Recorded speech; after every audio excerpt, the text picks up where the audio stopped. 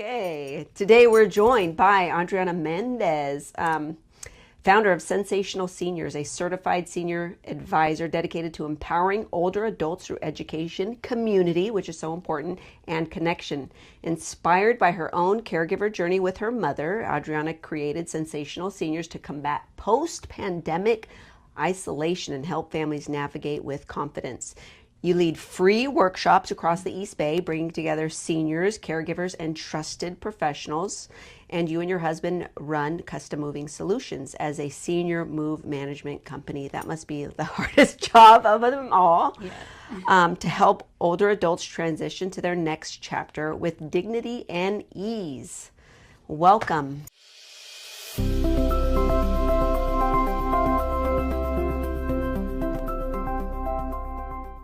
Thank you. Thank you for having me. I'm excited to be back. Say a little bit about your continuing kind of caregiving journey with your mom. I know you were looking for like new carpet because you were worried about fall and how to like brace for impact.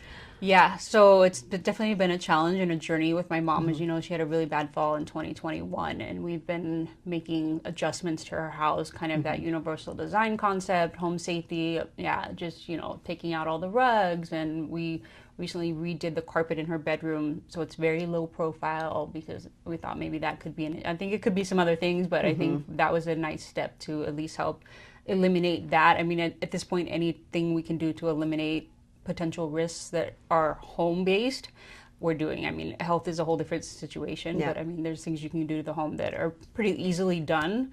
And so we've done as much of that as possible, grab bars, cameras, things like that. So what's the magic trick to get her to be receptive? Because I'll tell you, we have to do these things before the accident happens. Yeah. And I was trying to help my grandmother remodel her bathroom to make it full ADA. Like she has a walk-in over tub. There's a huge glass door. Yeah. And I'm like, Grandma, I'm going to pay for it. Just pick the design.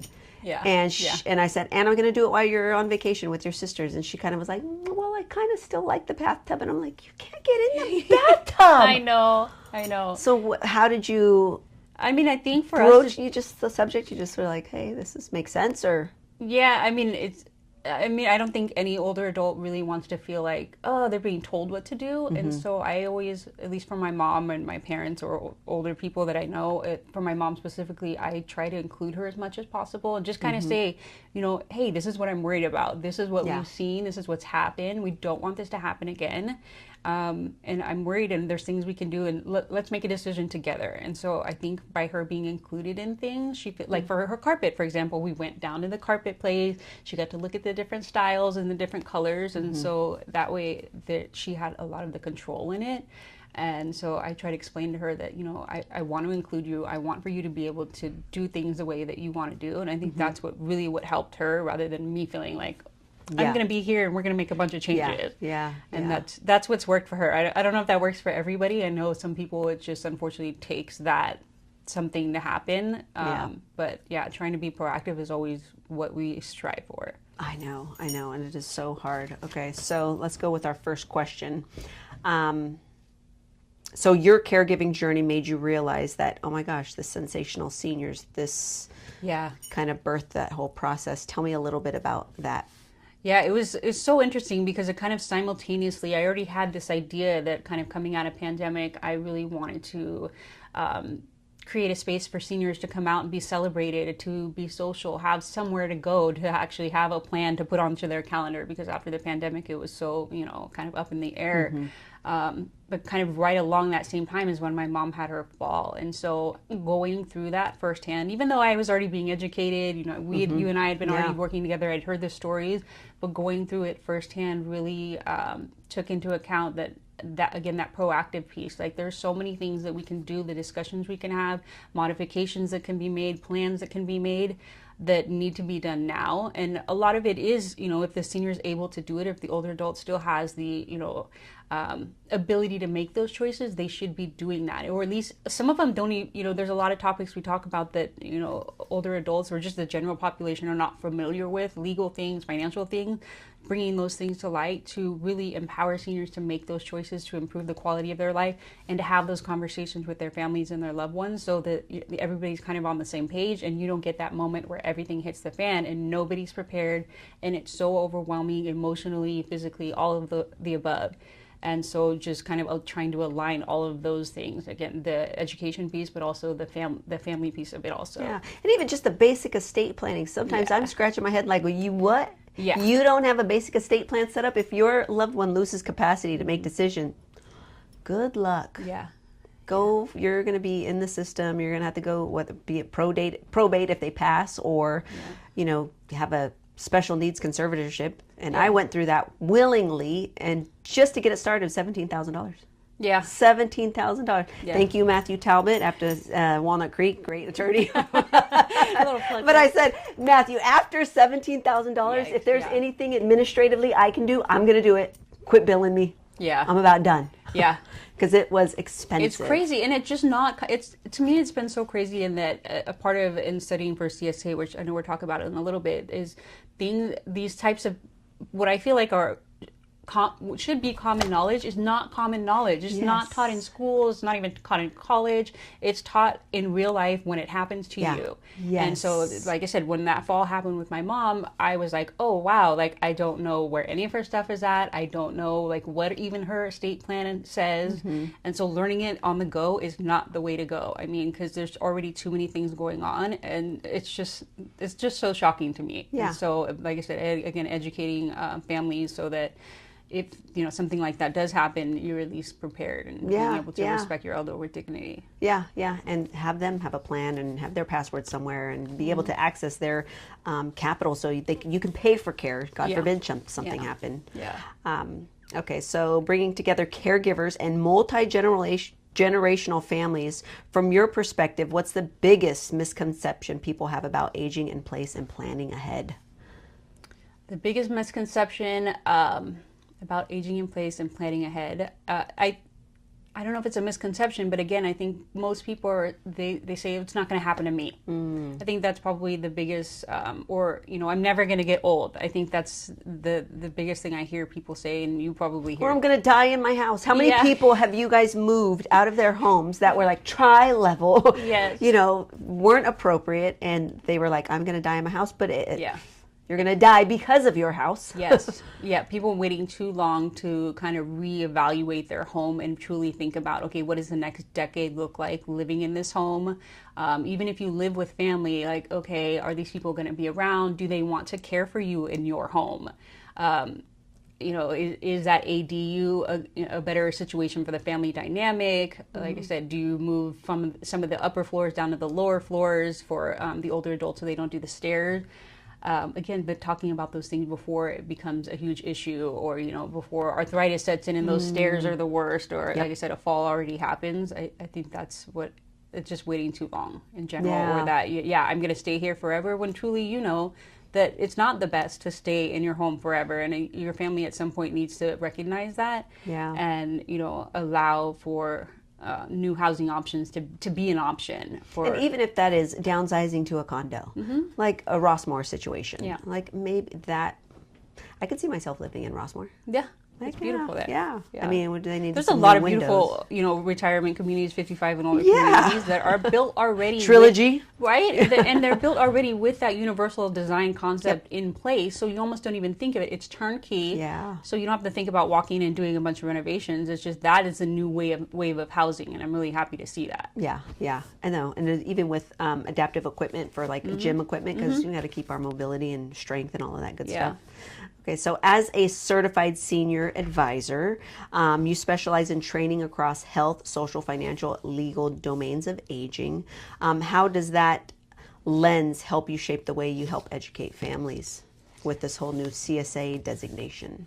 Yeah, I mean, it really helps to look at the big picture, I think, because... Maybe we should say what CSA is. What is a CSA designation? Because I don't think people in our industry know, but maybe the general public don't know. So Certified Senior Advisor is a designation that is a study of all of those different, I think you mentioned it, the different domains. Yeah, the different kind of categories. And it's the study of the challenges that older adults face within all of those sort of categories. And so looking at it in a way so that you understand when speaking with older adults and their families, what they're already experiencing, allowing you to work with them ethically and to provide them resources in a way that is best fit to their, like I said, depending on what we're talking about, housing, financial, legal, their healthcare, and just really seeing that big picture and understanding how all those moving pieces tie together. But again, it's a designation. You take a big exam for it. They have annual conferences, continuing education. A lot of it, like I said, is the ethics piece, and just really looking at it from that fiduciary duty of understanding, advising these folks with the best intentions of what is best for them and their situation, because everybody's situation is a little bit different. Yeah. Their family background's different, their beliefs are different, and looking at it in that aspect and being able to connect them with the correct hyper-local resources. Educating on those pieces, when is the best time to bring in those other professionals, because as CSAs we're not experts in all of it. For us it's more the downsizing and housing part of it, but we also understand, okay, for placement we bring you in, and for our financial planning or estate planning, home care agencies, home health, where to connect all the dots of those moving pieces. And so that's really what that specialty is. It's a national organization, so there's a network in most metropolitan areas, and it's really a nice understanding and professional designation to, again, connect all those dots. Which is so important, because it isn't just the one thing. I always will talk with families, and they'll sell the home and they're cash flush for the moment, and they want to go into the best, fanciest assisted living, and I'm like, so mom is 83. She's, yes, she has some comorbidities, but now someone's going to be making sure she's getting quality meals. Her medication is going to be on time. She's going to have a lot more supervision, and she's in a place that's not so much a fall risk hazard. So she could live quite longer. So do you really want to go in starting paying, $12,000 a month for a 2-bedroom? Like, does that make sense? Like, maybe you should have a conversation with your financial planner and see how long will all of this money last mom's lifetime as she continues to decline, because that cost will also go up. Yeah, and I think you're really good at doing that. And there's a lot of folks in our industry who are good about saying, okay, we're talking about this one thing, but how is it affecting all these other things? And really offering that advice so that it's like I said, it's a whole picture scenario for all of these folks that we're working with. I'm going to ask you this question, but I think I know the answer to this. And it's so many seniors struggle with loneliness and disconnection right now. What have you found to truly help rebuild community and confidence for older adults? I mean, you're already doing it with the workshops. I mean, that's really what Sensational Seniors was built from. And it was just the sense of community by building these ongoing, consistent events.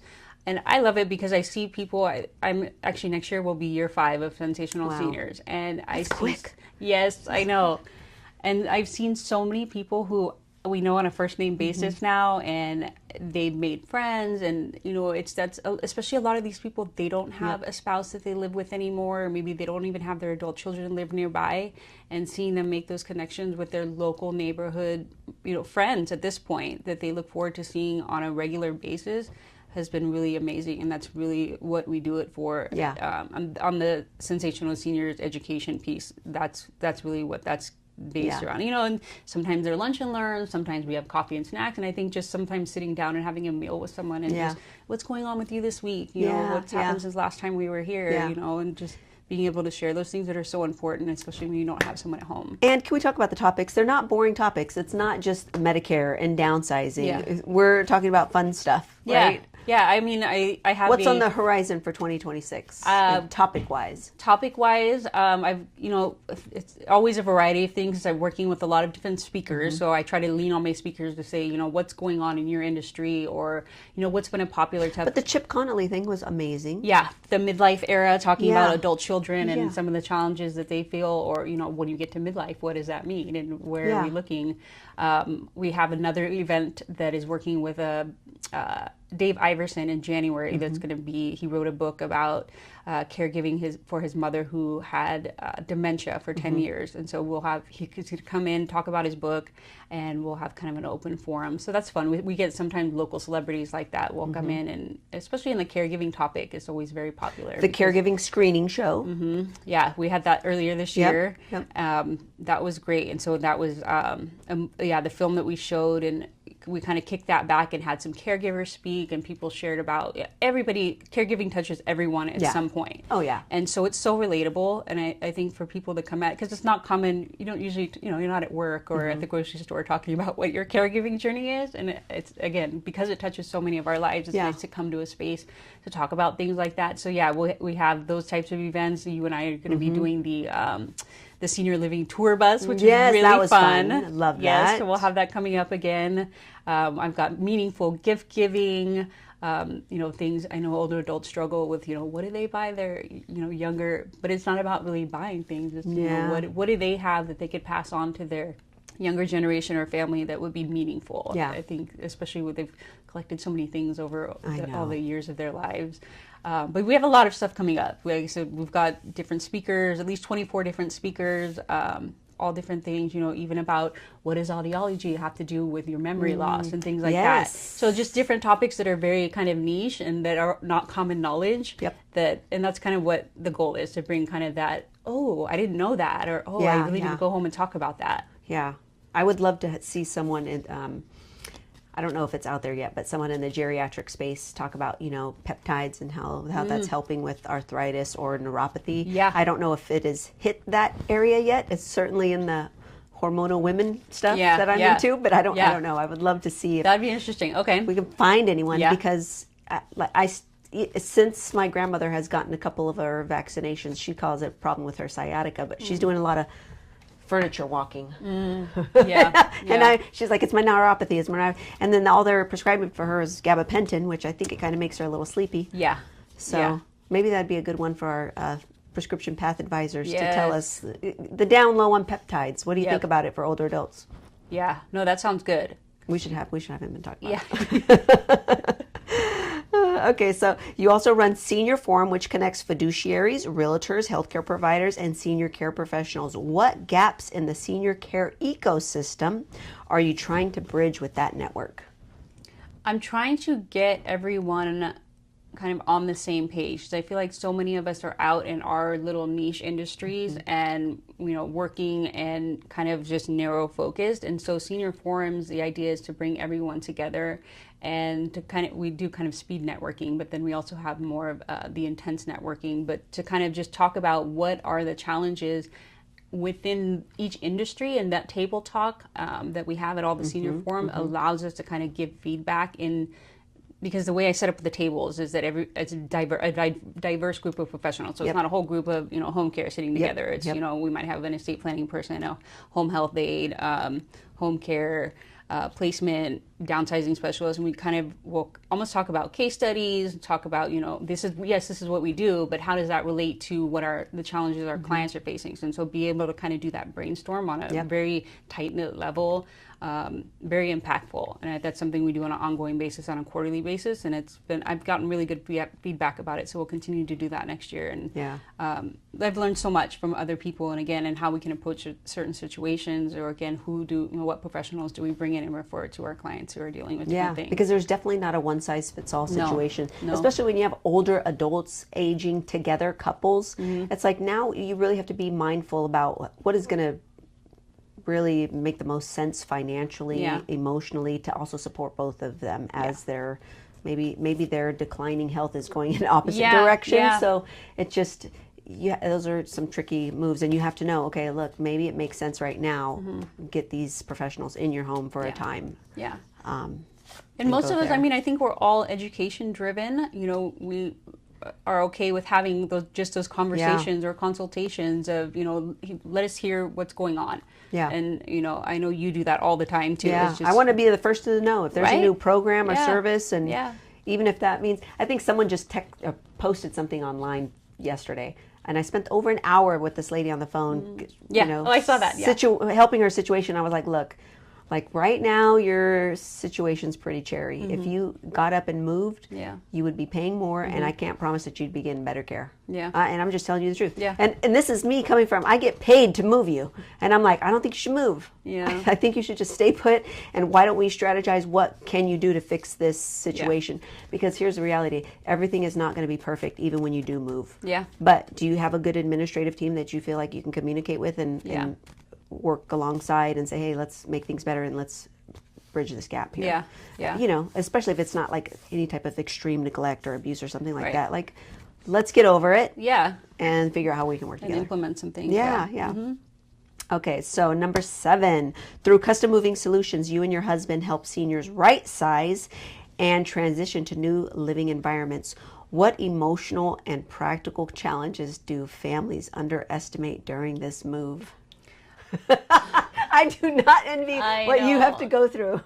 I mean, they always underestimate, I think, the emotional toll, I guess, of the actual move, because it's you're pulling things out of closets and garages and attics and shelves that you haven't looked at in decades, but you've kept it because it's meaningful. Maybe it reminds you of a loved one, and just, it's not, part of moving is like, okay, you have to be efficient. Yep. You're packing clothes or you're packing things that are necessities, but then you get down to the nitty gritty of the sentimental items, and then it's like, oh, you need a little bit more time, because all of a sudden you're thinking about, it's like, it's not like a quick decision. It's something you almost have to, like, you have to talk through it. Maybe you need to set it aside, set your sentimental things aside.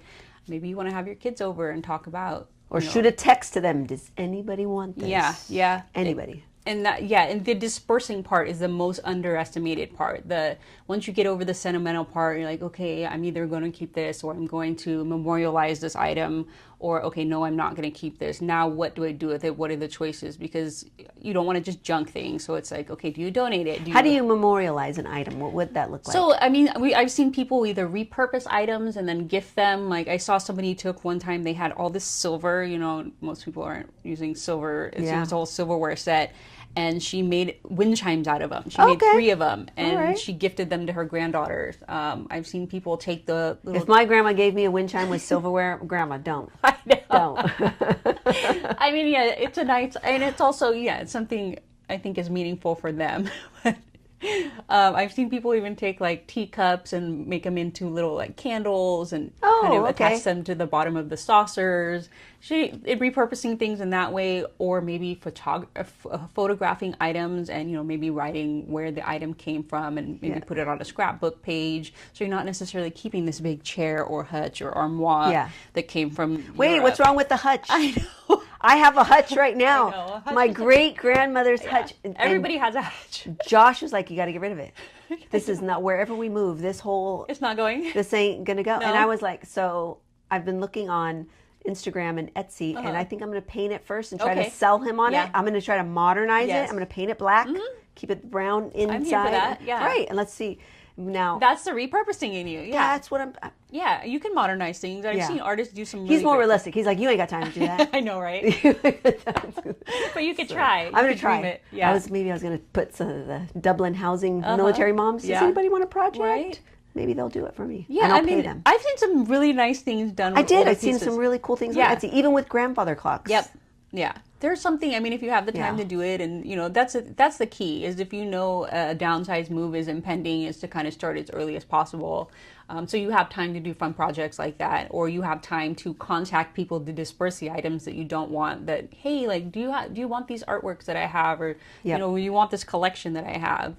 Because the hardest part is you get to the end and you're like, I don't have time to go through any of this. And then it's just getting straight donated, or it's getting hauled if it's not and I worth think younger generations are minimalist. Yeah. And they're not grounded in any one place. They can and they want everything to be very efficient in moving. I mean, it's just we come from a different generation, from the Depression era grandparents. So they do not grandpa, they do not want your stuff. No, they don't. No. They don't. Everybody, and that's where the birth of minimalism came from as a result of those previous generations, and that's where we're at today. I know. I know. It's going to be a tough one.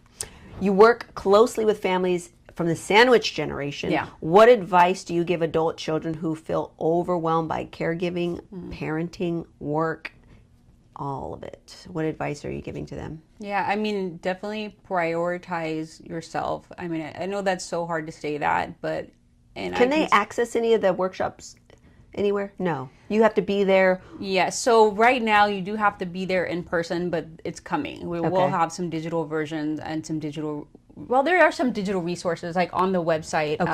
There's blog posts with information there, as well as our social media is a good way to kind of stay connected to those quick messages. Sorry, what was the question? So just what is your advice to the sandwich generation? Oh, yeah. So, and I know that having gone through this myself is that really you lose yourself in all of that. You lose yourself in, trying to take the kids to school and have dinner ready, but stop by mom's and spend a few hours there and make sure she gets to an appointment or she has her medication. And I think by becoming a robot like that, like I said, you drain yourself very quickly, and then you're unable to really truly help. And I think by taking moments to remember, okay, I'm still human. I still need to take care of myself. Even if that means a 30-minute walk, reading for 10 minutes, something to kind of break from the chaos that often is what being an adult child is, or a sandwich generation person. I think that's and some days you just really need to take it a day at a time. Yeah. Like you can't think about, okay, all these other things you have to do this week or next week. You just literally have to go day by day when you're really in the thick of it. Just doing the best that you can, taking breaths in the car. I did a lot of that during the high season of my caregiving. But yeah, really just not losing yourself in all of that. Do you have your mom on the 360 app or any of the little trackers? Yes, I do. Yeah. If my aunt and my grandmother didn't have a ton of people living with her, I absolutely would. Yeah. Just in case, just so I could be notified if there was an accident. Exactly. Or anything. And those peace of mind, anything you can apply for peace of mind, doorbell rings, all the technology. Yeah, we got available. that too. We got the doorbell. Anything for peace of mind, like all those things, just to, again, create more sense of peace for you. Definitely apply them where you can. And you know what? I got the doorbell for her a couple years ago. Is those damn solar people kept coming to her house. Yep. And I was like, first of all, my grandmother is from the Depression era. She literally, to this day, she writes down on a notebook the kilowatts of every electricity that she uses every month. Wow. Okay, so he pulled up his report and he was like, well, based on this. And I was like, dude, let me... Right. Look, she tracks. Okay, we're fine right here where she's at. She's got the little low income, energy, whatever program. She's fine. Yeah. Just because these guys, some of these door knockers can be a little predatory, and even if you say no solicitors. Yeah. So with that doorbell ring, I'm like, nah, we don't want any. Right. Move on. Next. Gosh, yeah. Especially sometimes I see older adults, they might get caught into buying something just because they were lonely and wanted to talk to somebody. Exactly. Yeah, that's... And the scam guys talk about that all the time, right? Unplug the house phone. Yep. So at least when it's a cell phone, it'll say scam likely. Yep. Okay, so Sensational Seniors has grown rapidly in 5 years across Walnut Creek, Pleasant Hill, Tri-Valley. What do you envision for expanding the workshops, programs, and partnerships in the next few years with this? Yeah, the next few years is... So right now I'm taking it county by county. So we just officially launched Contra Costa County. So that includes all of the monthly seminars and then the quarterly networking events. It includes resource fairs and any other special events that we have ongoing through the year.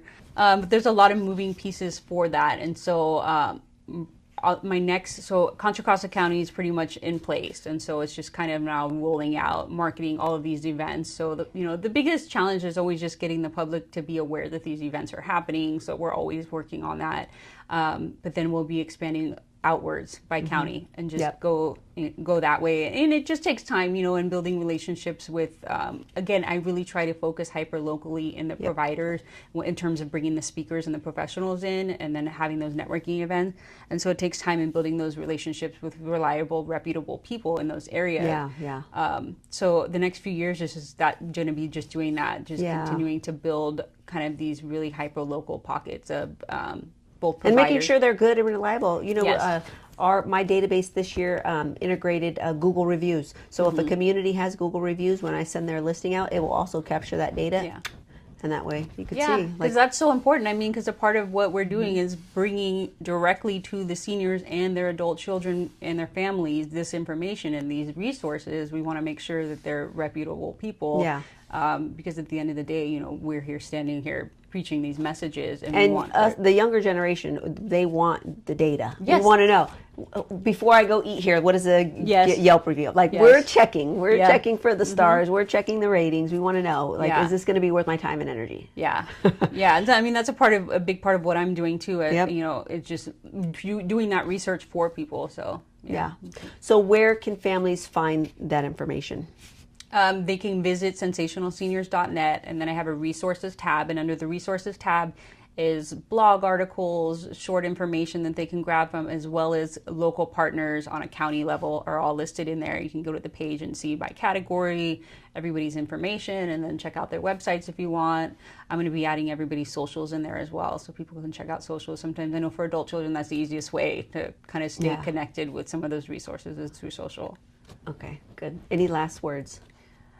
No, I mean, I think it's just really, again, and it's important about having the conversations with family members and, you know, being proactive about all of the many different categories. And knowing where to go. Knowing where to go. Yeah, and just really not being afraid to ask for help, because it's better to ask for help before you need it than to wait till everything hits the fan and then really be out of choices, because that's what happens. You know, when stuff gets really bad, then your window of choices gets much smaller. Gets much smaller, and your time. I mean, I have a niece right now who's taken a sabbatical from work to 90 days just to. The estate plan wasn't done, everything. Yeah. She literally is going to be in court and spending a lot of money with lawyers just to try to help her aunt who has no children, no husband. Yeah. And I'm like, wow. Yeah, and all of that, again, they could have been prevented. Could have been prevented, and then, yeah, because it affects, you know, then at that point, yeah, she can't work, she's having to take care of those things, and employers are feeling it too. Job, yeah, so it affects, you know, the general society as a whole, and it's really, I feel like at some point, you know, we're starting to kind of have to adapt to that on a bigger level, but having those small conversations now mean a big difference later. Yeah, I mean, we just seen, I know Gavin Newsom's pumping up more money into, you know, aging and money for aging, but I mean, we got to help these caregivers out some way, because there's a ton of people who can't afford to stop working and can't afford to provide care for their loved ones. So I don't know, is there going to be a tax incentive if you sell a house, and maybe if you move in with a child or something? Like we got to start getting creative. Something, because people are out here drowning. Yes. For in one way or another, and it's something has to be done. Yep. Yeah. So it is. I'm like, oof. Yeah. Gotta do something.